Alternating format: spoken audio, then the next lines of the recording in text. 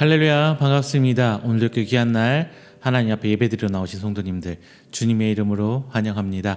우리 다 함께 오늘 이곳에 계신 성령님 이 찬양하시면서 하나님께 감사와 영광 드리는 예배 드리도록 하겠습니다. 다 함께 찬양합니다.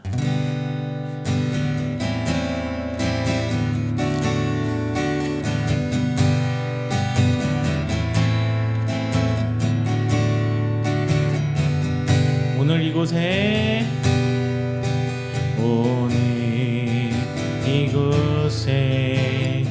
계신 성령님 우리에게 말씀하시고 우리를 가르치소서. 낯이 우리 맘 열어주시고 주의 빛으로 밝혀 우리를 인도하소서. 주님보다 앞서지 않고 겸손하게 주님의 말씀 기다리니 주님 손에 우릴 드립니다. 사랑으로 인도하소서. 다시 한번요. 오늘 이곳에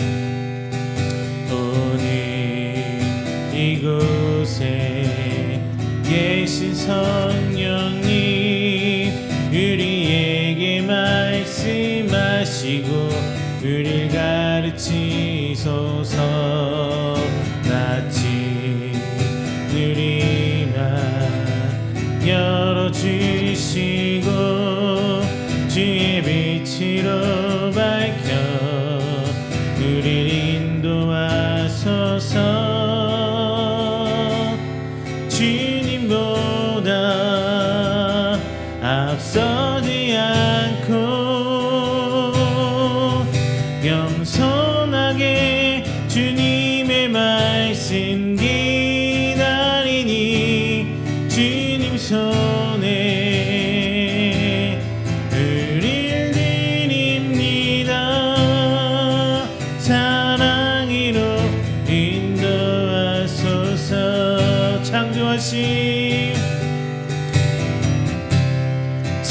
창조하신 모습 떠나느니리 예수님 남게 믿으소서. 주님보다 앞서지 않고 겸손하게 주님의 말씀 기다리니 주님 손에 우릴 드립니다. 사랑으로 인도하소서.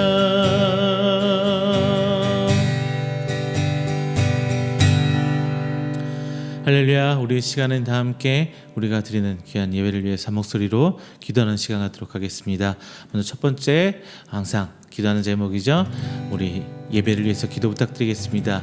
이 시간 역사해 주시고 비록 한 자리에 모여 드리는 예배는 아니지만 하나님의 귀한 은혜로 채워주시사 시종일관 성령님의 이끄심을 따라가는 시간 되게 하여 주시옵소서라고 기도하시고요. 두 번째는 오늘 선포되는 말씀 위해서 기도해 주시길 부탁드립니다. 귀한 말씀 가운데 역사하시사 깨닫는 시간, 회개하는 시간, 회복받는 시간, 그리고 하나님 앞에 돌아갈 수 있는 시간 되게 해주시라고 기도하시면서 부족한 종 위에서도 기도 부탁드리겠습니다. 마지막으로는요, 우리 귀한 날 이 시간에도 똑같이 선교지에서 고생하신 우리 선교사님들 그리고 목사님들 계십니다. 그분들 그리고 그분들의 가정 그리고 귀한 사역들 가운데 하나님 은혜 베푸시사 오직 하나님 은혜로 하나님 축복하심으로 영적 전투에서 승리하며 그 귀한 교회가 세워지도록 하나님 은혜 붙들어 주시옵소서라고 함께 기도하도록 합니다. 다 함께 기도합니다. 사랑과 충만하신 내 전하님 감사합니다. 저는 가운데 살아나가시는 은혜합니다. 하나님 이 시간에 붙들어주시고 챙겨주시고 함께해 주시사 오직 하나님 돌아갈 수 있는 기회가 되시도록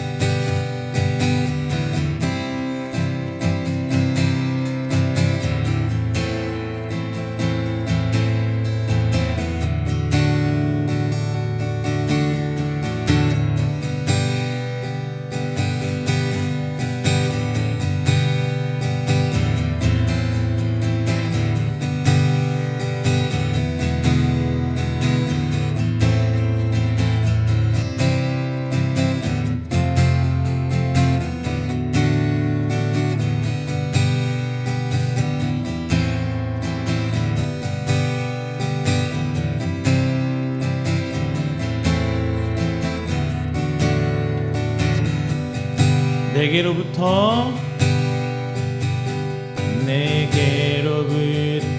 눈을 들어 주를 보기 시작할 때 주의 일을 보겠네.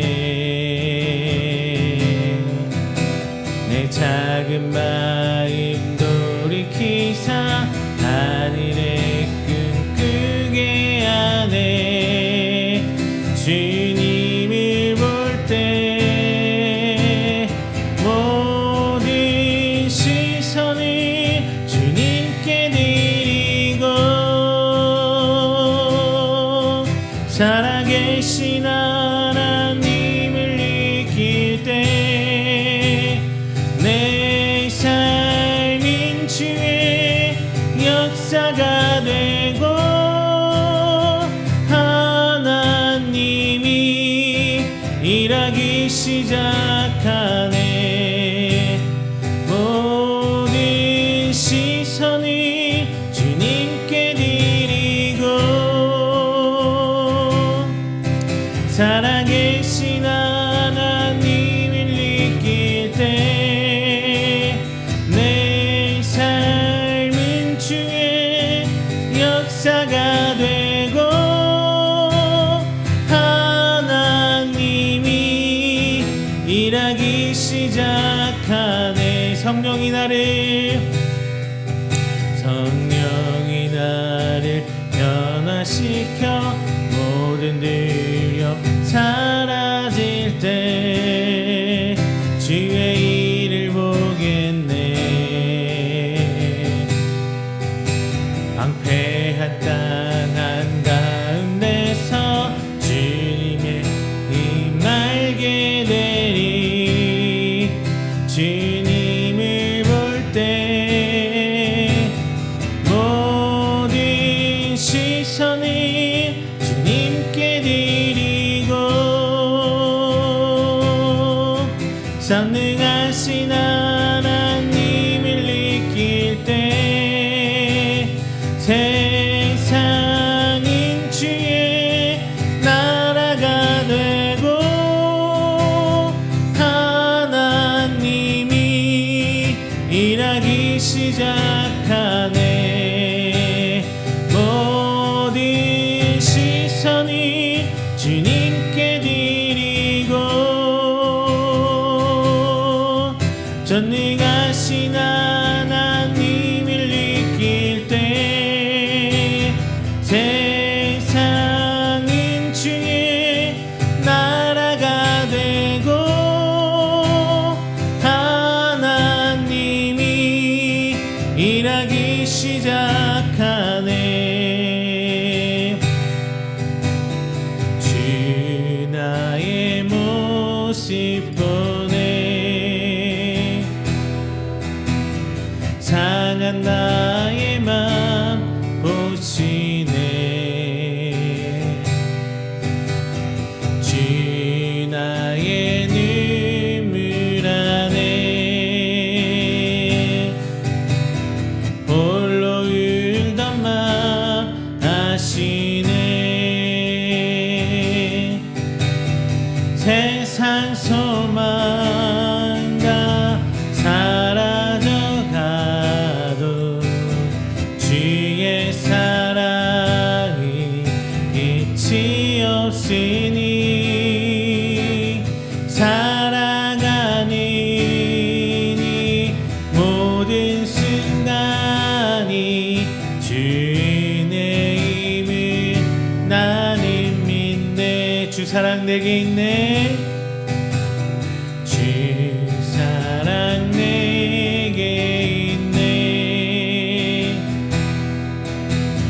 그 사랑이 날 채우네.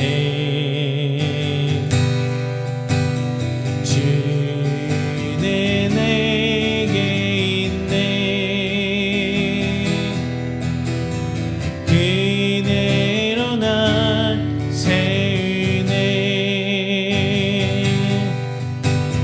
세상 소망과 사라져가도 주의 사랑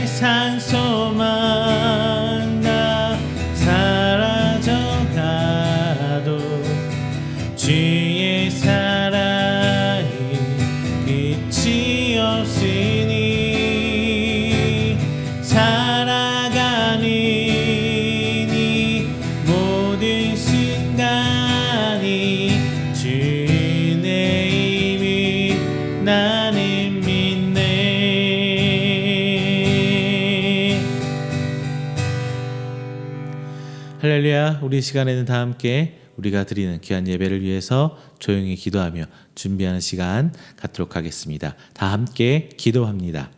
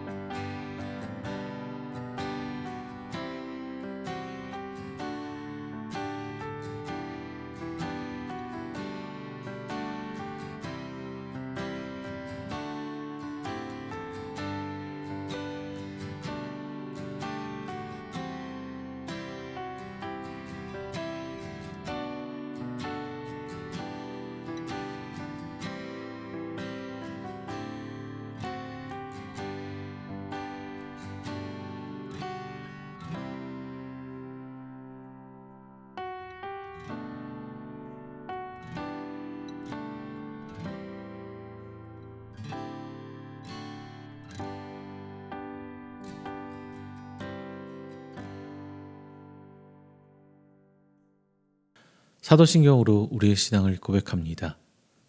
전능하사 천지를 만드신 하나님 아버지를 내가 믿사오며 그 외아들 우리 주 예수 그리스도를 믿사오니 이는 성령으로 잉태하사 동정녀 마리아에게 나시고 본디오 빌라도에게 고난을 받으사 십자가에 못 박혀 죽으시고 장사한 지 사흘 만에 죽은 자 가운데서 다시 살아나시며 하늘에 오르사 전능하신 하나님 우편에 앉아 계시다가 저리로서 산자와 죽은 자를 심판하러 오시리라.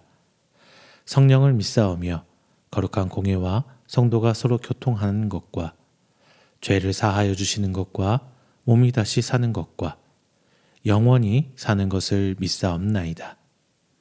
아멘. 다 함께 교동문 18번 시편 31편 함께 교독하겠습니다. 교동문 18번 시편 31편입니다. 여호와여, 내가 주께 피하오니 나를 영원히 부끄럽게 하지 마시고 주의 공의로 나를 건지소서. 내게 귀를 기울여 속히 건지시고 내게 견고한 바위와 구원하는 산성이 되소서. 주는 나의 반석과 산성이시니 그러므로 주의 이름을 생각하셔서 나를 인도하시고 지도하소서. 그들이 나를 위하여 비밀히 친 그물에서 빼내소서. 주는 나의 산성이시니이다. 내가 나의 영을 주의 손에 부탁하나이다. 진리의 하나님 여호와여, 나를 속량하셨나이다. 내가 허탄한 거짓을 숭상하는 자들을 미워하고 여호와를 의지하나이다. 내가 주의 인자하심을 기뻐하며 즐거워할 것은 주께서 나의 고난을 보시고 환난 중에 있는 내 영혼을 아셨으며 나를 원수의 수중에 가두지 아니하셨고 내 발을 넓은 곳에 세우셨음이니이다. 아멘. 다 함께 찬송가 36장 찬양하겠습니다.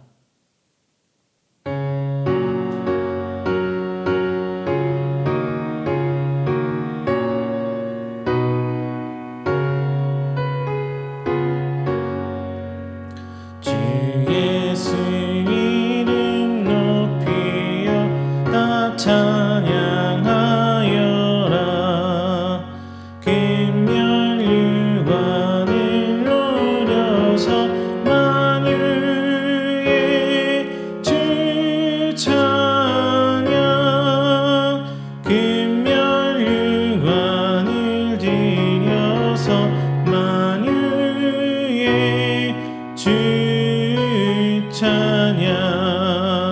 주 예수 당한 고난에 못 잊을 죄이나 내 귀한 법에 맞춰서 만유의 주 찬양 내 귀한 법에 맞춰서 만유의 주 찬양 이 지구 위에 거하는 온 세상 사람들 크신 위엄 높여서 만유의 주 찬양 그 귀한 위엄 높여서 만유의 주 찬양 주 믿는 성도 다 함께 주 앞에 엎드려 무궁한 노래 불러서 만유의 주 찬양 무궁한 노래 불러서 만유의 주 찬양 아멘. 이 시간에는 우리가 드리는 귀한 예배를 위해서 제가 회중을 대표해 기도하도록 하겠습니다. 다 함께 기도합니다. 사랑과 은혜가 충만하신 우리 주 하나님 아버지 감사합니다. 오늘도 내 가운데 우리를 예배 자리로 불러주시니 감사드립니다. 홀로 영광 받으시기에 합당하신 그 하나님을 오늘 이 예배 시간에 찬양합니다. 우리의 생명과 시간과 모든 삶이 하나님께로부터 왔음을 이 시간 고백합니다. 이 시간 우리의 마음이 분주함과 염려에 뺏기지 않도록 하시고 오직 하나님께 영광 돌리는 예배가 될 수 있도록 하나님께서 인도하여 주옵소서. 지난 한 주간도 우리의 삶을 지켜주심에 감사드립니다. 각자의 삶의 자리에서 일어나게 하시고 견디게 하시고 살아나게 하시며 오늘 다시 주님의 말씀 앞에 서게 하시니 감사합니다. 우리가 알지 못하는 그 순간에도 하나님께서 우리를 붙드셨고 또한 우리의 연약함을 보다 크신 은혜로 여기까지 인도해 주셨음을 고백합니다. 평범한 하루 속에서도 하나님의 돌보심이 있었음을 기억하고 깨닫게 하며 감사하며 사는 저희들 될수록 하나님 아버지 인도하여 주옵소서. 그러나 주님, 지난 한 주간의 삶을 돌아보건대 부끄러운 날도 많았습니다. 주님을 믿는다 하면서도 세상의 말에 흔들렸고 예수님의 이름을 부르면서도 삶의 자리에서는 여전히 온전히 주님을 시인하지 못했습니다. 신앙의 말은 익숙하게 하면서 마음과 선택은 내 뜻과 욕심을 따라갈 때가 많았습니다. 성경의 기준보다도 내 감정과 판단을 앞세웠던 우리의 연약함을 용서하여 주옵소서. 우리 안에 있는 교만과 불순종을 깨닫게 하시고 다시 오늘 시간 십자가 앞에 은혜로 이끌어 주옵소서. 오늘 드리는 이 예배를 붙들어 주옵소서. 찬양 가운데 우리의 마음을 열어주시고 기도 가운데 주님 앞에 정직하게 서게 하시며 오늘 선포된 말씀을 통해 우리를 진리 가운데 세워주시옵소서. 오늘 말씀을 통해 우리가 하나님께 속한 것과 그렇지 않은 것을 분별하게 하시고 육체로 오셔서 고난받으시고 죽으시고 부활하신 예수 그리스도를 바르게 신하게 하여 주옵소서. 오늘 부족한 종의 입술을 붙드시사 사람의 말이 아니라 하나님의 말씀 전해지게 하시고 듣는 우리 모두가 말씀 앞에서 겸손히 순종할 수 있는 그 은혜도 허락하여 주옵소서. 하나님, 우리 이음교를 기도합니다. 비록 각자의 자리에서 온라인으로 예배드리지만 우리의 예배가 가볍게 여겨지거나 혹은 흩어지는 예배가 되지 않게 하시고 성령 안에서 하나 되게 하여 주옵소서. 크고 화려한 이름보다는 복음의 진실함을 붙드는 교회가 되게 하시고 육체로 오신 예수님을 바르게 고백하며 살아가는 공동체가 되도록 하여 주시옵소서.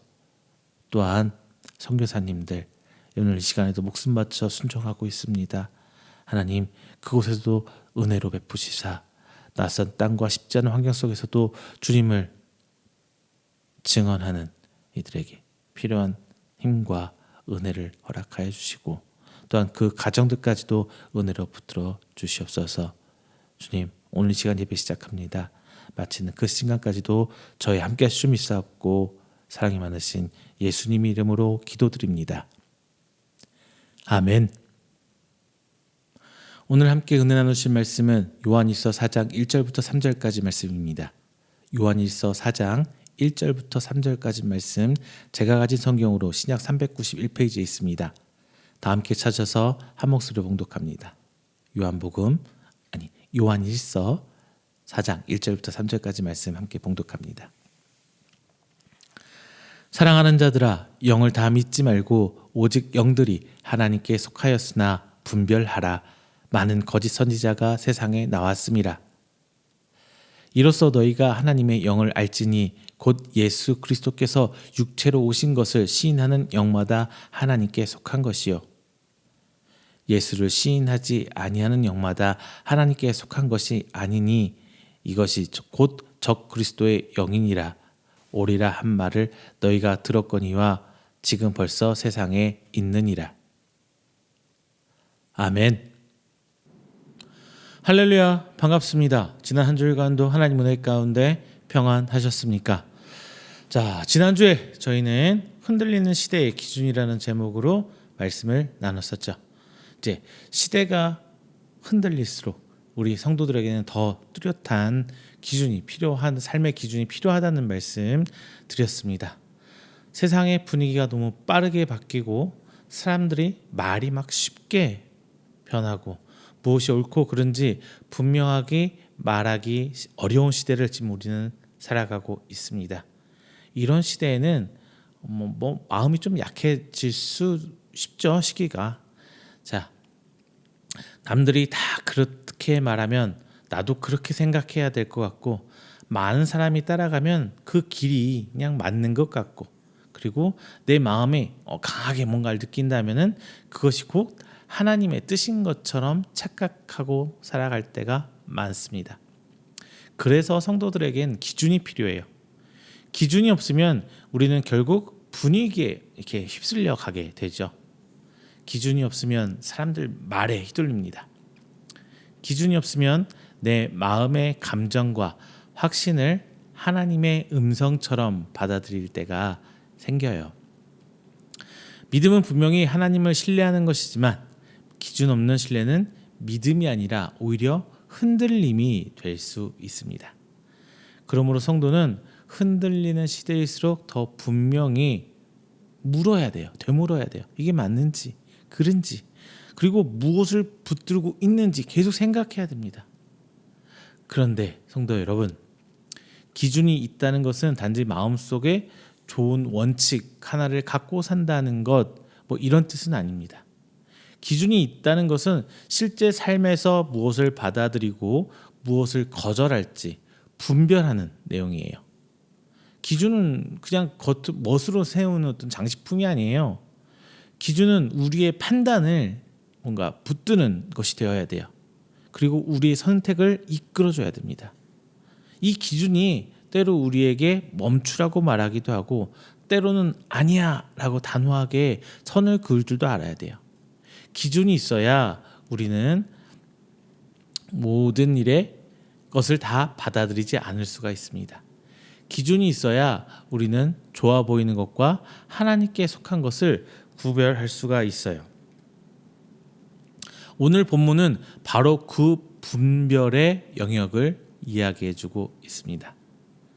사도 요한은 사랑하는 성도들에게 이렇게 말합니다. 영을 다 믿지 말고 오직 영들이 하나님께 속하였나 분별하라, 이렇게 말하고 있어요. 이 말씀은 처음에 들을 때는 좀 어색하게 낯설게 느껴질 수 있어요. 우리는 보통 믿음이라고 하면 잘 믿는 것, 의심하지 않는 것, 그리고 그냥 순종하고 받아들이는 것, 이걸 떠올리게 되잖아요.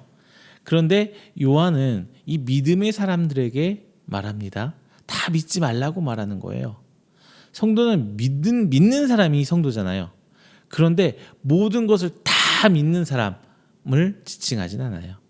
하나님을 믿기 때문에 오히려 하나님께 속하지 않은 것들은 분별할 줄 알아야 되는 거죠. 우리가 사는 시대는 참 많은 말들이 들립니다. 정치인들의 말도 있고요. 경제인들의 말도 있습니다. 문화인들, 예술인들의 말도 있고요. 자, 사람을 설득하고 흔드는 수많은 말들이 있어요. 그런데 성도에게 조심스러운 것은 신앙의 어투로, 신앙의 말투로 들리는 말입니다. 하나님을 말하고 예수님을 말하고 성경을 말하고 은혜를 말하는 소리들입니다. 그런 말들은 처음부터 막 거부감을 주거나 이건 아니야, 이건 왜 이렇게 얘기할까 이렇게 생각하진 않아요. 오히려 익숙하게 들려요. 신앙적인 표현이 있으니까 믿을만해 보이고 성경 구절이 들어가다 보니까 안전하게 들리는 거죠. 그리고 분위기는 은혜롭다 보니까 하나님께 속한 말처럼 들려집니다. 그런데 요한은 그런 것들 다 믿는 것은 아니야. 다 믿지는 마. 뭐 이렇게 말하고 있어요. 왜냐하면 거짓은 언제나 거짓된 얼굴로 우리에게 다가오기 때문이에요. 거짓이, 가짜가 처음부터 노골적으로 나 가짜야, 나 거짓말이야, 나는 불신앙이야, 나는 거짓 교사야 이렇게 다가오지 않습니다. 그래서 그들은 더 위험한 신앙의 언어로 다가오는 거예요. 경건의 모양을 하고 옵니다. 예수님의 이름을 사용하고요. 성경의 단어를 빌리고 하나님 뜻을 말하는 것처럼 우리에게 말해주고 있어요. 그래서 성도는 더 분별할 줄 알아야 되는 겁니다. 오늘 본문에 나와 있는 이 요한이 살던 그 초대교회 당시도 마찬가지였어요. 교회 밖에서 예수님을 대놓고 탄압하고 박해하는 사람들, 그들만의 문제가 아니었던 거예요. 교회 안팎에서 예수님의 이름을 말하면서도 성경이 증언하는 예수님과 다른 예수를 말하는 사람들이 분명히 그 시절에도 있었습니다. 그 사람들이라고 해서 예수님을 완전히 배척하거나 완전히 버린 사람들 아닙니다. 오히려 그들도 똑같이 예수님을 말해요. 그리스도를 말합니다. 영적인 지식과 특별한 것을 깨달았다고 얘기해요. 그러나 그들은 예수님께서 참 육체로 오셨다는 것을 흐리거나 부정했어요. 요한이 오늘 그것을 얘기하는 거거든요. 영적인 그리스도와 육체의 예수를 나누어 생각하거나 예수님의 고난과 죽음이 실제가 아닌 영적인 걸로만 얘기하는 사람들이 있었어요. 이것은 단순히 표현의 차이가 아닙니다. 예수님이 육체로 오신 분이 아니라면 예수님의 고난도 실제가 아니잖아요. 예수님의 고난이 실제가 아니면 십자가도 의미가 없어져요. 십자가가 의미가 없다면 우리의 죄를 담당하신 구원이라는 것도, 예수님이 구원이라는 것도 아무 의미가 없어지는 상황이 발생하게 됩니다. 그래서 오늘 요한은 그 문제를 가볍게 보지 않은 거예요. 요한은 성도들에게 말합니다. 영적인 거라고 해서 다 믿지 말고 그 영이 진짜 하나님한테 속해 있는지 분별해라. 그리고 그 분별의 중심에 오늘 말씀에 있는 이 고백을 가운데 세우고 있어요. 뭐냐? 예수 그리스도께서 육체로 오신 것을 시인하라. 자, 오늘 말씀의 제목은 다 믿지는 마세요 이거거든요. 이 말은 사람을 의심하면서 살라는 뜻이 아니에요. 누군가를 함부로 정죄하라는 뜻도 아닙니다. 신앙의 말, 교회에서 설교 듣고 막 이럴 때마다 불안에 떨라는 뭐 이런 말도 아니에요. 다만 예수님의 이름이 들린다고 해서 성경의 단어를 쓴다고 해서 은혜로운 분위기가 이렇게 조성되어 있다고 해서 모든 것을 곧바로 다 하나님께 속한 언어, 하나님의 뜻으로 받아들이지는 말라는 거예요. 성도는 하나님을 믿는 사람에게 더 바르게 분별해야 할 필요성이 있습니다. 그래서 오늘은 말씀 가운데 오늘 세 가지를 함께 나눠보려고 해요. 먼저 예수의 이름을 쓴다고 해서 왜 다 믿어서는 안 되는 건지, 그리고 하나님께 속한 고백과 거짓된 고백은 어떻게 다른 건지 좀 살펴볼 거고요. 마지막으로 성경에서 그러잖아요. 예수를 완전한 육으로 오신 예수님을 시인하라. 여기서 시인해야 할 예수 그리스도 곧 육체로 오신 예수님이 어떤 분인지 살펴보도록 하겠습니다. 먼저 첫 번째는요. 예수님의 이름을 쓴다고 해서 다 믿지는 마세요. 다 믿지는 마세요. 오늘 요한은 본문에서 이렇게 얘기합니다. 사랑하는 자들아 영을 다 믿지 말고. 여기서 요한이 말하는 대상은 교회를 전혀 모르는 사람들이 아니에요. 하나님을 모른다고 말하는 세상 사람들을 향한 경고도 아닙니다. 요한은 사랑하는 자들이라고 이렇게 부르고 있죠. 믿음의 공동체 안에 있는 성도들에게 말하는 거예요. 성도들은 분별하지 않으면 속을 수 있다. 이 얘기를 해주고 있습니다. 그러면서 그 이유를 얘기합니다. 많은 거짓 선지자가 세상에 나왔습니다. 그러니까 요한이 말하는 영은 막연한 기운, 영적인 거 이런 분위기만을 뜻하는 게 아니에요. 성도들에게 다가와 말하고 가르치고 믿음처럼 보이는 길을 이끄는 이 흐름을 얘기하는 거예요. 하나님의 이름을 말하고 신앙의 언어를 사용하고 때로는 예수님의 이름까지 사용하지만 실제로는 하나님께 속하지 않은 가르침이 있었다는 거죠. 이것이 무서운 이유는 거짓이 항상 거짓의 얼굴로만 오지 않기 때문입니다. 처음부터 하나님을 막 부정하고 예수님을 대놓고 거절하고 성경을 거짓말쟁이, 그냥 역사책 뭐 이렇게 말한다면은 오히려 그냥 분별하기 쉽겠죠. 그런데 거짓이란 것, 거짓 교사는요. 때로는 성경을 들고 말합니다. 성경을 근거로 얘기를 해요. 그렇게 하나님을 말하고 예수님을 말합니다. 은혜를 말하고 구원까지도 얘기해요. 그러면서 특별한 깨달음이야 이렇게 포장합니다. 그래서 우리 성도들이 더 쉽게 흔들리고 훅 하고 넘어갈 수 있는 거예요. 자, 한국 교회도 지금 이 땅에서도 오늘날 2026년을 살아가는 이 나라에서도 이런 거짓 교사들 분명 있어요. 좀 유식한 언어로 표현하면은 유사 기독교, 기독교하고 비스끄무레한 기독교. 자, 신천지도 여기에 속하고 있고요. 신천지 말 나온 김에 하면은 신천지도 예수님 얘기하고요, 성경 얘기합니다. 그렇지만 결국 특별한 자기들만의 계시록 해석과 어떤 특정 지도자에게 사람들을 딱 묶어놔요. 예수 그리스도보다 특정 인물과 해석 체계가 중심이 될 때 이제 우리는 그거 조심해야 되는 거죠. 이게 신천지란 말이에요. 그리고 하나님의 교회라는 거 많이 들어보셨어요. 하나님의 교회도 예수님 말합니다. 다만 안상홍이라는 사람을 재림 예수로 믿고 어머니 하나님을 얘기해요. 그러나 성경이 증언하는 구원자는 육체로 오셔서 십자가에서 죽으시고 부활하신 예수님 한 분뿐이에요. 다른 그리스도와 다른 하나님을 세우는 가르침은 하나님께 속한 게 아니죠. 자, 요즘에 한참 정치권에서 시끄럽던 통일교 있잖아요. 통일교도 하나님과 예수 말해요.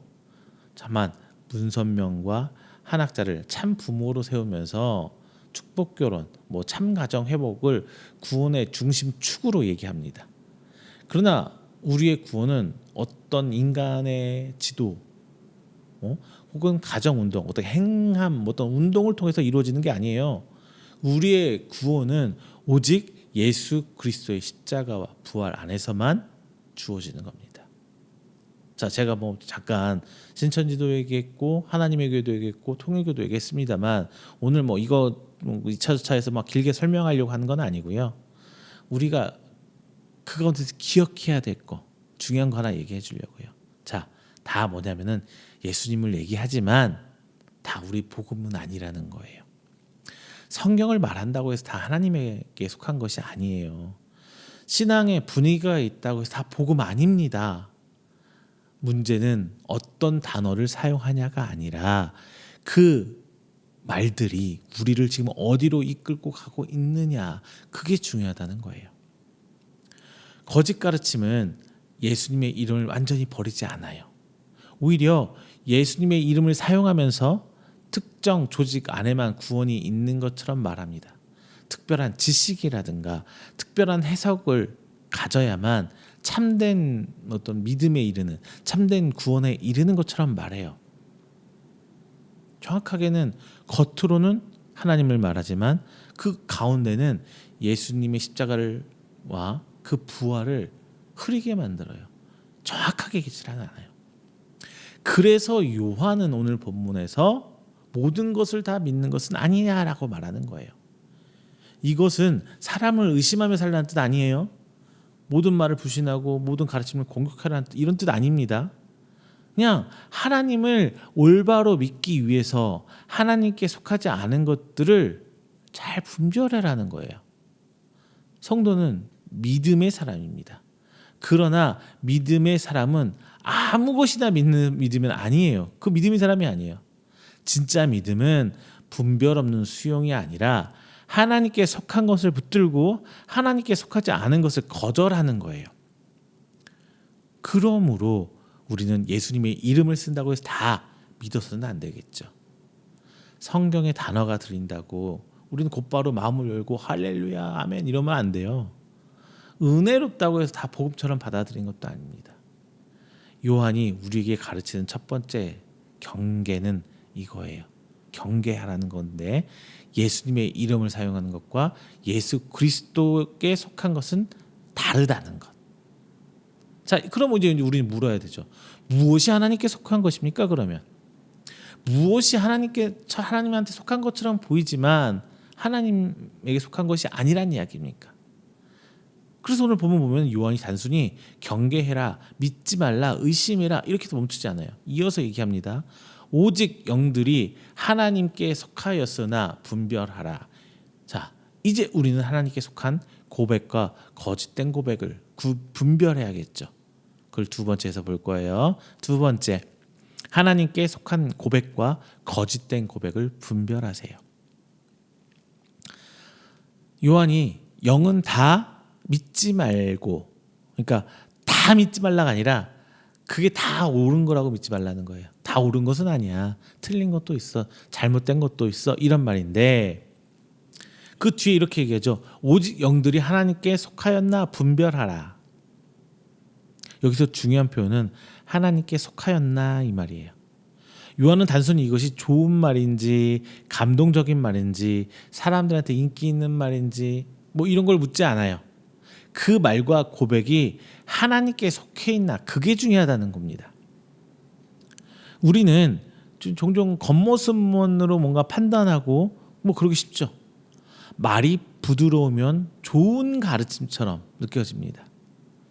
그리고 뭐 그러면서 그 와중에 사이사이에 성경 구절이 들어가면은 안전하게 느껴요. 이건 하나님의 말씀이야. 이 말씀 은혜로워. 분위기 좋아. 진짜 진리는 이런 거야. 막 이렇게 생각하게 되잖아요. 기도, 은혜, 축복 막 이런 단어들이 막 반복되면은 하나님과 정말 가까운 말처럼 받아들이기 쉽죠. 그런데 요한은 그런 겉모양에 속지 말라 이렇게 얘기하는 거예요. 신앙의 언어를 사용한다고 해서 반드시 하나님께 속한 것은 아닙니다. 중요한 것은 그 말의 출처와 방향입니다. 어디서 나온 말인지, 어디를 향해 가는 말인지. 하나님께 속한 고백은 하나님에게서 나와 하나님께로 우리를 이끌어야 돼요. 정확히 말하면 하나님이 우리에게 보내주신 그 예수 그리스도께로 우리를 이끌어야 합니다. 예수님을 향하는 말들은 우리 스스로를 높여주질 않아요. 우리 인간이 높아지게끔 만들질 않아요. 특정한 지도자나 어떤 조직에 묶여놓지 않습니다. 그러면서 내 욕망을 마치 하나님의 뜻인 것처럼 막 포장하지도 않습니다. 하나님께 속한 고백은 결국 우리를 예수님 앞에 딱 세워놓는 거예요. 내 죄를 보게 하고요. 십자가 오직 내가 아니라 사람이 아니라 십자가를 붙들게 만듭니다. 하나님 앞에서 회개와 믿음과 순종으로 나아가게 만드는 거예요. 반대로 거짓된 고백은요. 언뜻 보면은 하나님께 속한 것처럼 들려요. 하나님을 말합니다. 예수님도 말하고 성경도 얘기해요. 그러나 그 말의 끝에는 예수 그리스도가 아니라 다른 게 서 있어요. 항상. 어떤 가르침은 특정 인물에게 묶어요. 이 사람이 따라야 된다. 이 사람이 참 지도자다. 참 목사는 이 사람뿐이야. 뭐 목사를 대상으로 될 수가 있죠. 우리 기독교 한국 사회에서도 그런 성향 보이잖아요. 어떤 지도자 유명한 목사야 뭐 우르르 쫓아다니면서. 또 어떤 가르침은 어떤 모임이나 특정 그 조직 안에만 구원이 있는 것처럼 말을 해요. 오직 우리 이 모임에 있는 사람들만 혹은 여기에서 뭘 한 사람들만 되는 것처럼 말을 합니다. 이것도 아니죠. 또 어떤 가르침은 그 성경 어떤 특정 구절을 뽑아가지고 이렇게 해석해야 된다, 저렇게 해석해야 된다, 이거는 틀린 거고 이것만이 옳은 거야. 옛날에 성경 공부 얼마나 또 유행했습니까? 겉으로는 신앙처럼 보이지만은 그 중심에는 예수님이 올라오는 게 아니라 영광 들리는 게 아니라 다른 것들이 껴 있어요. 오직 영광 받으실 분은 하나님, 삼위일체 하나님뿐인데 다른 것들이 그 중간에서 영광을 갈아채고 있단 말이죠. 이것은 이단이나 유사 기독교 이거에만 속한 건 아니에요. 우리 신앙 안에서 우리 삶 안에서 언제든지 그런 위기, 이런 유혹들이 생길 수 있어요. 예수님을 말하면서 실제는 내 성공을 바랍니다. 하나님 뜻을 말하면서 사실은 내 뜻, 내 계획을 이루고 싶은 거 그거 있죠. 은혜를 말하지만 그 속에는 회개를 피하고 싶어하는 마음, 내 죄를 드러내고 싶은 마음이 없을 때가 있어요. 축복은 말하지만 십자가는 멀리하고 싶어 할 수 있어요. 그 고난은 싫은 거예요. 자, 이런 마음들은 우리 생활에서 우리 신앙 속에서 그냥 독버섯처럼 자꾸 자라나고 있어요. 그래서 분별은 다른 사람을 판별하는 정죄하기 위한 도구가 아니에요. 분별은 먼저 나 스스로 내 믿음을 지키는 일이에요. 내가 듣고 있는 말이 나를 어디로 이끄는지 살피는 일입니다. 이 말이 나를 예수님한테 이끄는 건지 아니면 나의 이익으로 끌어내는 건지 아니면 어떠한 특정한 조직이나 특정한 인물로 막 가게 만드는 건지. 진짜 교회 안에서 목사님 존경하고 섬기는 거 중요합니다. 하지만 그게 도를 넘어간다면 정말 조심해야 돼요. 그래서 그 가르침이 나를 하나님 앞에서 정말 겸손하게 만드는지 아니면 내 확신과 내 욕망과 욕심을 더 막 키우게 만들고 있는 건지 우리는 그것을 항상 점검하면서 가야 돼요. 그 고백이 십자가의 복음으로 나를 부르는지 아니면 십자가 없이 그냥 편안한 종교 생활, 내 취미 생활, 종교 활동을 하고 있는 건지 우리는 항상 짚어봐야 돼요. 하나님께 속한 것은 언제나 하나님께 속한 열매를 맺어요. 그것은 사람들의 어떤 불안을 조장하지 않습니다. 사람의 양심을 가지고 막 뭐 조절하거나 막 이랬다 저랬다 하게끔 만드는 게 아니에요. 하나님께 속한 고백은 우리들의 자유를 방치하지도 않고 어떤 사람이나 어떤 특별한 조직이나 어떤 특별한 가르침에 우리를 묶어두지도 않습니다. 그것은 우리를 예수 그리스도께 속한 사람으로 세워요. 하나님에 대한 고백은 우리를 예수님의 사람으로 가게 만들어요. 말씀 앞에서 나를 돌아보게 만들고요. 죄를 죄로 인정하게 만들어요. 그리고 은혜를 값싼 위로라든가 뭐 이게 아니라 하나님 앞에 나아가는 복음으로 이끌게 됩니다. 그래서 성도는 분별해야 돼요. 말이 그럴듯하다고 해서 다 받아들이는 거 아니에요. 다 많은 사람이 따른다고 다 하나님께 속한 말이 아니라는 거예요. 나한테 위로가 된다고 해서 나를 편안하게 해준다고 해서 그거 복음 아닙니다. 진짜 복음은요, 내 죄를 드러내서 나를 힘들게 해요. 나를 어렵게 해요. 나를 고민스럽게 만들어요. 그러면서 내 고집을 꺾을 때도 있고요. 내가 하고 싶은 욕심을 꺾어낼 때도 있습니다. 그러나 그 모든 과정을 통해 우리를 진짜 예수님께 더 가까이 끌어가게 하는 거, 그게 진짜 복음이잖아요. 이제 이 질문이 더 분명해져요. 하나님께 속한 고백인지 아닌지를 하나님께 속한 고백인지 아닌지를 어떻게 분별하는지. 요한은 그 기준을 어렵게 혹은 헷갈리게 만들지는 않습니다. 모호하게 두지 않아요. 그는 곧바로 예수 그리스도라고 못을 딱 본문에서 받고 있습니다. 그것도 단순히 예수라는 이름만 말하지 않아요. 예수 그리스도께서 육체로 오신 것을 시인하는 영마다 하나님께 속한 것이라고 딱 정리를 해주고 있어요.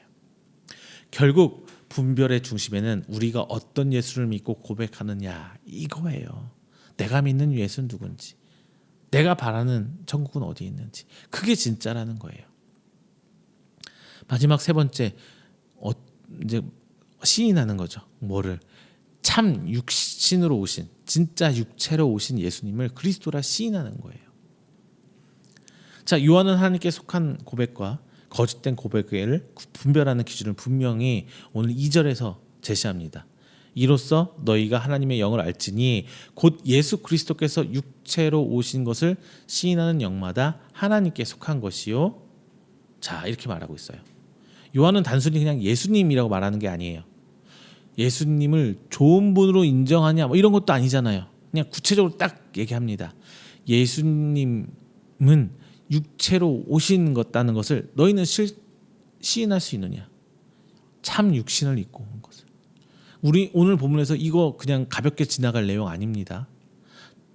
왜 사도 요한이 이 얘기를 했냐면요. 그 당시에는 예수님의 이름을 말하고 성경에 있는 이야기를 말하면서 예수님을 있는 그대로 믿는 게 아니야. 자기가 예수님을 막 상상해서 포장해서 막 말을 하는 거예요. 그러면서 영적인 지식, 특별한 가르침을 막 합니다. 얘기합니다. 그러나 예수님께서 참으로 진짜 육신을 입으시고 오셨다는 그 사실을 흐릿하게 만들거나 부정했어요. 어떤 사람들은요, 영적인 그리스도와 육체 예수를 나누어서 설명하는 사람들 그때 있었어요. 어떤 사람들은 예수님이 몸과 고난과 죽음을 실제가 아닌 것처럼 얘기합니다. 자, 그 당시에는 형이상학적, 형이하학적, 이분법적으로 막 나눴어요. 영적인 건 좋은 거고 육적인 건 다 안 좋은 거야. 그래서 하나님께서 우리처럼 이런 육체의 몸을 입고 오셨다는 것 자체가 못 받아들이는 거예요. 하나님이 어떻게 우리가 자찬한 인간의 육신을 입고 오실 수가 있을까? 거룩한 분이 어떻게 인간의 연약함 이 안으로 들어올 수 있을까? 그들은 이런 방식으로 예수님을 더 영적으로 설명하는 것처럼 보였지만 실제로 그 복음의 가장 중심인 그 본질을 흐리게 만드는 상황이 와버린 거예요. 요한은 오늘 바로 본문에서 그 점을 정확히 지적합니다. 예수님을 말한다고 다 하나님께 속한 것이 아니에요. 그리스도를 말한다고 해서 다 올바른 고백 아닙니다. 문제는 어떤 예수님을 고백하느냐, 그게 더 중요하다는 거예요. 성경이 증언하는 예수님은 막연한 영적 존재가 아니에요. 그냥 그렇다고 해서 완전한 일반적인 그냥 우리 같은 인간도 아닙니다.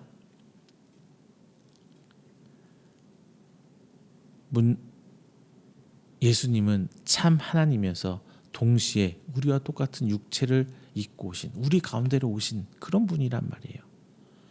다시 한번 말하면 이거 신학적으로 중요한 거예요. 예수님은 참 육체로 오셨습니다. 우리처럼 이 살과 피를 다 갖고 오신 분이 예수님이에요. 이 말은 하나님께서 우리의 실제 삶 안으로 들어오셨다는 거예요. 예수님은 인간의 몸 그대로 오셨잖아요. 배고픔도 느끼셨고요. 아픈 것도 아시고요. 피곤함도 알고요. 울기도 하셨고요. 고통도 다 똑같이 느끼셨어요. 사람들의 오해도 받으실 때 있었죠. 얼마나 속상하셨을까요? 그리고 배신도 겪었죠. 제자들의 배신까지 경험하십니다. 그리고 십자가에서 실제로 고난을 받으시고 피 흘려 죽으셨습니다. 실제로 죽으셨어요. 예수님은 어떤 체험적인 고난 고난 체험하기 프로그램 뭐 이런 거 아니에요. 흉내내기가 아니었어요. 예수님의 죽음은 상징이 아닙니다. 하나님의 아들이 우리를 구원하기 위해서 역사 속으로 육체 안으로 죽음의 자리까지 직접 내려오셨어요. 이것이 중요한 이유가 있습니다. 예수님이 육체로 오신 것이 아니라면 십자가도 실제가 아닌 게 돼요. 십자가, 제가 서두에서 잠깐 말씀드렸지만 십자가가 실제가 아니라면 예수님의 죽음도 실제가 아닙니다. 그러면은 예수님의 죽은 실제가 아니라면 우리 죄를 담당하신 속죄라는 것도 없는 거예요. 그러면은 구원의 역사가 어떻게 이루어지는 거죠? 그냥 사람들이 그냥 논리적으로 맞춰서 꾸며낸 어떤 철학적인 뭐 종교적인 그런 거가 돼버려요. 이거 진짜 진리가 아닌 게 돼버리죠. 완전한 우리와 똑같은 육체를 입고 오신 예수님을 부정해 버린다면 복음의 중심대가 흔들려 구원 자체가 흔들려 버려요. 성육신은 기독교 신앙의 주변 교리가 아닙니다. 하나님께서 우리를 어떻게 사랑하셨는지 보여주는 복음의 중심부에 꽉 있는 거예요. 하나님은 멀리서 우리에게 길을 알려주시는 게 아니에요. 우리를 향해 좋은 말씀 뭐 이런 것만 주신 게 아닙니다. 하나님은 직접 오셨어요. 하나님은 아들을 보내셨어요. 그리고 그 아들은 육체를 입고 우리 사이에 내 옆에 이 가운데 오신 거예요. 죄 없으신 분이 죄인들의 자리에 오셨고 죽음 없으신 분이 죽음의 자리까지 내려가셨습니다. 그래서 우리는 구원을 막연한 위로로 받는 것이 아니라 십자가에서 이루어진 실제의 하나님의 사건으로 믿어야 되는 거예요. 실제로 사실이고요. 그러므로 예수 그리스도께서 육체로 오신 것을 시인한다는 것은 입으로만 예수님을 말한다는 것이 아니에요. 시인한다는 것은 인정하고 고백하면서 그 고백 아래 살아가는 거예요. 육체로 오신 예수님을 시인한다는 것은 하나님께서 우리의 죄와 고통과 죽음의 자리 안으로 실제로 들어오셨다는 것을 믿는 거예요. 예수님이 나의 죄를 담당하신 구주이시고 나의 삶을 다스리는 왕이시라는 것을 고백하는 것입니다. 그래서 이 고백은 이제 우리의 신앙을 현실로 데리고 가요. 육체로 오신 예수님을 믿는 사람은 예수님을 단지 마음의 위로로만 붙드는 거 아닙니다. 예수님을 내 소원을 이루어주는 그 예수님의 이름으로 찾을 수만은 없어요. 예수님을 내 편으로 들어주는 종교적 명분으로 삼아서도 안 돼요. 육체로 오신 예수님은 실제 내 죄를 다루시는 거예요. 실제로 내 삶을 나를 불러주는 게 태훈아 누구야 하고 실제로 불러주시는 거예요. 내 실제 관계와 선택과 순종의 자리에서 예수님을 향한 그 고백이 실제가 되길 바라는 거예요. 말뿐인 생각뿐인 게 아니라 내 삶에서 실제로 나와야 돼요. 우리는 그렇다고 신앙생활 하면서 때로는 예수님을 너무 가볍게 만들기도 해요. 그냥 내 마음을 편안하게 해주시는 분, 내 계획을 도와주시는 분, 내가 원하는 길을 축복해 주시는 예수님. 그런데 우리처럼 육체를 입고 오신 예수님은 그런 식으로 작게 하찮게 만들어서 안 돼요. 예수님은요, 죄 하나 없으신 분이 우리 죄로 인해서 십자가를 지신 분이에요. 죄를 덮어두는 게 아니라 직접 담당하신 분이십니다. 고난을 피해간 것이 아니라 고난 안으로 직접 들어오신 게 바로 예수님이에요. 그래서 그분을 시인한다는 것은 내 죄 앞에서 정직해지는 것이고 십자가의 은혜 없이는 살 수 없다는 것을 인정하는 것이기도 하고 예수님의 말씀 앞에 내 삶을 내려놓는 것이기도 합니다. 하나님께 속한 영은 우리를 이 예수님께로 이끄는 거예요. 우리를 특별한 사람으로 묶어놓는 게 아니에요. 신비로운 지식, 특별한 어떤 지혜, 자극적인 체험에 머무르게 하지 않아요. 하나님께 속한 영은 우리를 육체로 오신 예수님께로 이끌어 갑니다. 예수님을 십자가 앞에 세우고 예수님의 은혜를 붙들고 예수님을 주님으로 고백하게 만드는 거예요. 그래서 우리가 시인해야 할 예수님은 성경이 증언하고 있는, 성경이 기록하고 있는 그 예수님입니다. 참 하나님이시기도 하고요, 참 사람이기도 합니다. 그게 예수님이에요. 우리 가운데 오셔서 고난받으시고 죽으시고 부활하신 예수님입니다. 그 예수님이 우리의 구원자이세요. 그 예수님이 우리의 주인이시고 왕이신 거예요. 자, 그 예수님을 믿는 믿음 위에 설 때 이제 우리는 하나님께 속한 것과 거짓에 속한 것을 이제 구별할 줄 알게 되는 겁니다. 자, 말씀을 맺을게요. 오늘 또 여기 저기 위, 아래. 예수님의 이름은 참 많이 들려요. 교회의 이름으로 들리기도 하고요. 목회자의 말로도 들리기도 합니다. 혹은 어떤 성도의 간증이나 고백 가운데 들리기도 해요. 그러나 예수님이 들린다고 해서 그 모든 내용들이 다 하나님께 속한 것은 아니에요. 성경의 단어가 쓰인다고 해서 모두 복음이라는 것, 이거는 조심하셔야 돼요. 은혜롭게 내 귀에 들린다고 해서 다 진리는 아닙니다. 때로는 교회가 예수님의 이름으로 성공과 어떤 숫자와 영향력을 더 크게 말할 수 있어요. 십자가를 따르는 그 고난의 길보다, 좁은 길, 가시밭길보다 더 많이 크고 더 많이 높아지는 길을 복음처럼 말할 수 있어요. 그러나 완전한 육신을 입고 오신 우리 예수님은요, 높아지기 위해서 오신 분이 아니라 낮은 자리로 낮아지기 위해서 오신 겁니다. 섬김을 받기 위해 오신 분이 아니라 섬기러 오신 분이 바로 우리 예수님이라는 거예요. 그래서 교회가 예수님의 이름을 사용하면서도 십자가의 길을 잃어버린다면 우리는 그것을 분별해야 됩니다. 그리고 때로는 목회자가 예수님의 이름으로 성경에 써있는 갖가지 단어들과 구절들을 대가면서 자기 권위와 자기의 주장을 강화하기도 합니다. 하나님이 말씀하셨다, 기도하니 응답했다, 이러면서 성도의 양심을 누르고 그냥 순종해라, 믿음으로 순종해라. 자, 이러면서 예수님한테 우리를 묶어놓는 게 아니라 목사 자신에게 막 성도들을 묶어놓으려고 하는 사람들이 있어요. 그러나 하나님께 속한 가르침은 목회자를 높이질 않아요. 예수님을 높이는 거예요. 하나님을 높이는 겁니다. 성도를 사람에게 막 묶어놓으려고 하는 가르침이 복음이 아니에요. 오직 예수님 앞으로 끌고 가서 붙이려는 거예요. 오직 하나님께 영광 돌리기 위해서 우리가 존재하는 거잖아요. 자, 때로는 우리도 예수님의 이름을 부르면서 예수님의 이름을 말하면서 예수님 없는 신앙을 붙들 때가 있습니다. 예수님을 내 마음을 편하게 해주시는 분, 이렇게 생각할 수도 있죠. 내 일이 잘 되게 해주시는 분, 이렇게 말할 수도 있어요. 내가 원하는 길, 내가 하고 싶은 것을 정당화시켜주는 이름으로 사용할 수가 있습니다. 그러나 성경이 증언하는 예수님은 내 욕망을 꾸며주시는 분이 아니에요. 내 죄를 드러내시고 내 고집을 꺾으시고 나를 십자가의 은혜 앞으로 부르시는 바로 그 주님입니다. 그래서 우리는 분별해야 돼요.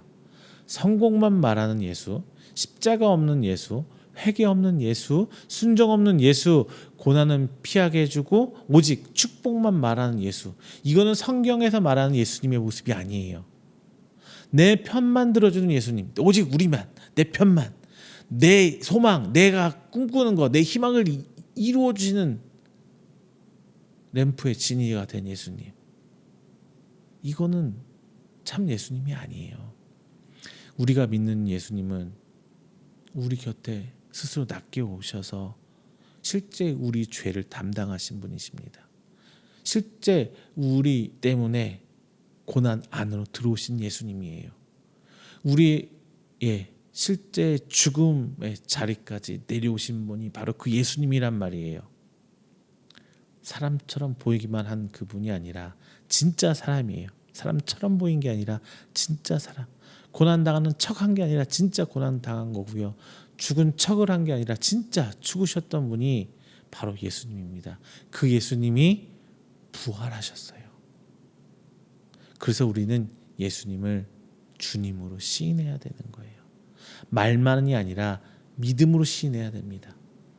예배 안에서 뿐만 아니라 내 삶의 자리에서 내 일주일 내내 그 예수님을 시인하려고 계속 발버둥 치면서 살아야 되는 거예요. 내 고난 앞에서, 내 죄 앞에서, 내 선택 앞에서, 내 관계 안에서, 내 욕망 앞에서 우리는 그 예수님을 우리 주님으로 인정해야 돼요. 그래야 다 내려놓을 수 있는 믿음이 생기는 거예요. 사랑하는 성도 여러분, 다 믿지는 마세요. 예수님의 이름이 들린다고 해서 하나님께 속한 것, 그런 보장 없어요. 그러나 두렵다고 꽉 막히고 다친 사람은 또 되지 마세요. 우리에게는 분별의 기준이 있잖아요.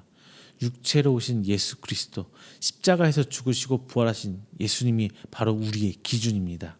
그 예수님을 붙드시길 바랍니다. 그 예수님을 시인하십시오. 그 예수님 안에 머무십시오. 그분이 우리를 하나님께 속한 사람으로 지켜주실 것입니다. 기도하겠습니다. 사랑이 많으신 하나님, 오늘 말씀을 통해서 우리에게 분별하는 믿음을 가르쳐 주시니 감사합니다. 우리는 믿음의 사람이라고 말하면서도 때로는 예수님의 이름이 들리면 그냥 무지하게 받아들이고 그냥 은혜롭게 들리면은 그냥 하나님께 속한 것처럼 여길 때가 많았습니다. 성경의 단어와 신앙의 분위기만 보고 그 안에 담긴 그 참 의미를 깊게 살피지 못하였던 우리의 연약함, 우리의 무지함을 오늘 깨닫게 해주옵소서. 그래서 우리에게 바른 기준을 세워 주시옵소서. 사람의 말에 흔들리지 않게 하시고 분위기와 감정에 끌려가지 않게 하시고 모든 것을 육체로 오신 예수님 앞에 분별하게 하여 주시옵소서. 예수님의 이름을 이용하는 거짓 가르침을 분별하게 하시고 우리 안에서도 예수님을 내 욕망과 내 뜻을 위한 이름으로 사용하려는 그 마음이 있다면 오늘 시간 깨닫고 돌이키게 해 주옵소서. 우리가 믿는 예수님은 관념이 아니라 실제 예수님입니다. 실제 살아계셨고 실제 고난받으셨고 실제로 죽으신 그 예수님입니다. 우리 죄를 담당하시고 우리에게 오신 그 예수님, 그 부활하신 예수님을 우리가 믿고 나아가게 해 주옵소서. 단지 말뿐인 게 아니라 실제로 내 삶으로 시인하며 하나님과 우리의 관계 가운데 항상 다가갈 수 있는 저희들이 되도록 하여 주시옵소서. 하나님, 모든 것의 유혹에 순순히 넘어가는 저희들이 아니라 우리가 말씀 앞에 세운 그 기준을 가지고 분별하며 나가는 우리 성도 되길 소망합니다. 오늘 이 말씀 통하여 지혜 주시고 깨닫게 하셔서 더욱더 분별하며 성장하는 믿음의 성도 될 수 있도록 하나님 아버지 인도하여 주시옵소서. 이 모든 말씀 사랑이 많으신 예수님의 이름으로 기도드립니다. 아멘. 다 함께 찬송가 149장 찬양하시면서 준비하신 예물 하나님께 복원하도록 하겠습니다. 찬송가 149장입니다.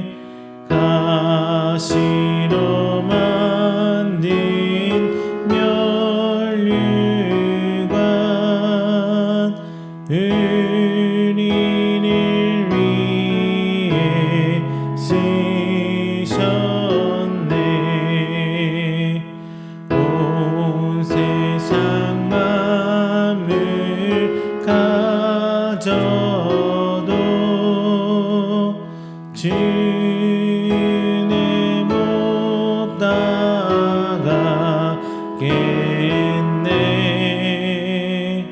올라은 사랑 받은 나 몸으로 제물 삼겠네. 아멘.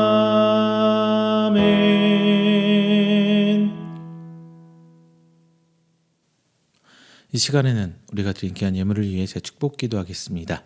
다 함께 기도합니다. 사랑이 많으신 하나님 아버지, 지난 한 주간의 삶도 지켜주시고 필요한 은혜로 인도하여 주시니 감사합니다. 우리가 지나가온 그 시간 속에 하나님의 돌보심이 있었음을 오늘 이 시간 고백합니다. 때로는 분주했고, 때로는 마음이 무거웠고, 때로는 연약함도 있었지만 오늘 다시 하나님 앞에 서게 하시니 감사 영광 돌립니다. 오늘 시간 통하여 하나님 앞에 귀한 예물 드립니다. 우리가 가진 모든 것이 주님께로 왔음을 오늘 시간 고백합니다. 오늘 시간 주일 예물, 11조 예물, 감사의 예물과 또한 저희를 위한 선교 예물 하나님께 드립니다. 많고 적음보다 감사하는 저희들의 믿음을 보시고 형식이 아니라 저희들 중심을 드리오니 하나님께서 받으신 그 은혜를 기억하는 손길 되시도록 하나님 인도하여 주시옵소서. 드려진 예물이 하나님 뜻 가운데 옳은 방법으로 옳은 때에 쓰여지길 기도합니다. 저희가 사명을 감당하며 복음의 진실함을 붙들고 하나님께서 기뻐하신 일에 쓰임받게 해주옵소서. 작아보는 이 헌신도 하나님 손에 붙을 때에 30배, 60배, 100배 교실로 맺어줄 줄로 믿습니다. 하나님 앞에 온전히 주의 나라를 위해 사용할 수 있도록 하나님께서 그 길 인도하여 주옵소서. 오늘 주일 헌금과 감사 헌금과 11조에 드린 그 하나님의 귀한 손길 기억하여 주옵소서. 감사로 드린 마음을 하나님께서 받아주시고 그들의 가정과 일터와 삶의 자리 위에 하나님께서 은혜로 덧입혀 주시옵소서. 다만 저들 삶 속에 물질이 주인 되는 것이 아니라 모든 필요를 아시는 하나님을 더욱더 믿고 따라가는 우리 귀한 성도들의 수장을 인도하여 주옵소서. 특별히 저희를 위해 기도해 주시며 도움의 손길을 베푸신 각 기관과 가정들이 있습니다. 하나님 그들을 돌보시고 보이지 않는 자리까지 마음을 모아 주시는 그 손길들을 주님께서 기억하시사 그들의 삶과 가정과 사역 가운데 하나님 평안과 은혜를 덧입혀 주시옵소서. 주님, 오늘은 우리가 단순히 헌금이 아니라 우리 삶 전체가 하나님께 드려지길 소망합니다. 우리의 시간과 마음과 수고가 주님 앞에서 감사의 고백이 되게 하시고 한 주간도 주님에게 받은 은혜를 기억하며 살아가게 하여 주시옵소서.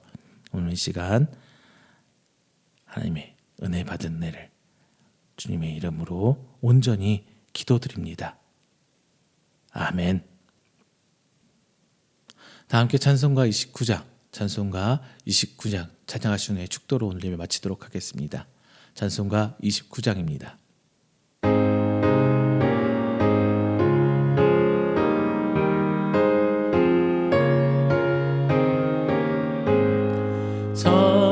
성도여 다 함께 할렐루야 아멘. 주 찬양하여라 할렐루야 아멘. 주